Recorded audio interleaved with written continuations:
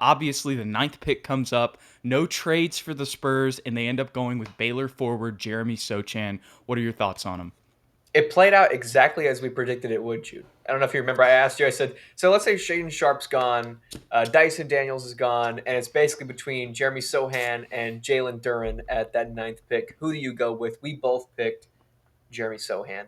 I like the pick. I think it does two things. It addresses one team need, which is power forward. We really don't have a power forward on the roster aside from Keita Bates-Diop. Unless if you want to throw Keldon in there, that's fine. But really, he's a small forward at heart. So he addresses that. And secondly, he is just probably the best defender in the league, at least versatile defender in the draft. Excuse me, in the draft.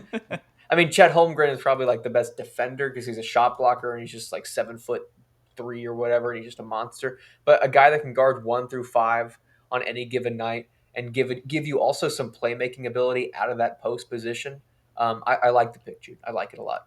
I like it a lot too, and I think I really got introduced to him honestly this week at one of the other podcasts I do. I was watching it while it was going on, just watching some highlights on him. And when you see the the Mm-hmm. lobs he catches, you see the tenacity he plays with. He's definitely got some dog in him. I know that that's Mm-hmm. sometimes overused these days, but there was an interview that he did, I believe, with Jeff G. Spurs Zone. He was tweeting out some of the quotes. It might have been another Spurs reporter. No, it was. It was. It was, and he was Mm-hmm. talking about how he likes getting under his opponent's skin. That's something that helps him enjoy the game a little bit more. And he embodies, or not embodies, but idolizes Draymond to an Mm-hmm. extent. There are Yeah. some things, of course, obviously, that you don't want everybody to be doing that Draymond is doing. But whenever it comes to just being that annoying kind of four that can play make a little bit, also, because he's not doesn't have the highest percentage whenever it comes to his 3-point shot, he's somebody who can get left open.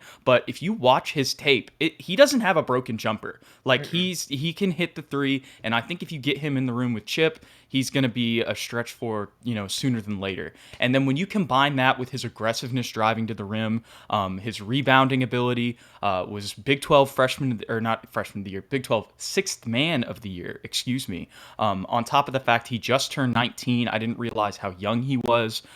His play style fits with the Spurs. The only thing he needs to improve is his jumper, but you got Chip. And then on top of all of this, I didn't realize that he's Polish American Yeah. and then also grew up in England. So that is just such a Spurs thing with the Mm-hmm. way that the Spurs, get their international players and all of that stuff.